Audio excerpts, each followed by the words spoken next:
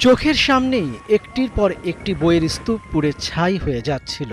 ইউক্রেনের খার্কিভে সেই গুদামের সামনে দাঁড়িয়ে চোখের পানি ধরে রাখতে পারছিলেন না দেশটির বড় শিশুতোষ বই প্রকাশনা প্রতিষ্ঠান রানকের পরিচালক ভিক্টর ক্রুহলভ। গেল ১ আগস্ট উত্তর পূর্ব ইউক্রেনের শহর খার্কিভে রানকের একটি গুদামে রুশ ড্রোন হামলায় প্রায় ৮০ লাখ বই ধ্বংস হয়ে যায়। ৪ বছর ধরে চলা যুদ্ধে ইউক্রেনের প্রকাশনা শিল্পে এটি এখন পর্যন্ত সবচেয়ে বড় হামলা।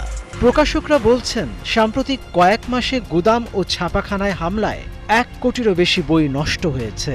ফলে যুদ্ধের শুরুতে ইউক্রেনীয় ভাষায় বইয়ের চাহিদা বাড়ায় যে প্রকাশনা শিল্প ঘুরে দাঁড়ানোর সুযোগ পেয়েছিল সেটি এখন নতুন সংকটে পড়েছে। বই পুড়তে দেখাটা সত্যিই এক ভয়াবহ দৃশ্য। আগুন নেভাতে যখন দমকল কর্মীরা কাজ করছিলেন তখন প্রথম বিস্ফোরণের কয়েক মুহূর্ত পর একই জায়গায় আবার বিস্ফোরণ ঘটে। বইয়ের গুদামে এটি পরিকল্পিত হামলা ছিল।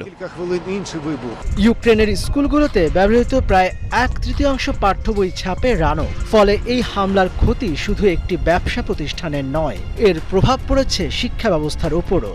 ইউক্রেনের মানুষের কাছেও বইয়ের এই ধ্বংসের অর্থ শুধু অর্থনৈতিক ক্ষতি নয়। দেশটির অনেকেই যুদ্ধটিকে নিজেদের ভাষা, ইতিহাস ও জাতীয় পরিচয় রক্ষার লড়াই হিসেবে দেখছেন।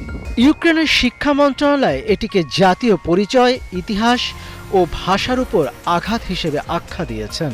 দেশটির শিক্ষামন্ত্রীর মতে, যে মূল্যবোধ ও স্মৃতিকে কেন্দ্র করে শিশুদের ভবিষ্যৎ গড়ে ওঠে তা ধ্বংস করতেই এই উদ্যোগ। মনিরুজ্জামান বাবু, একাত্তর।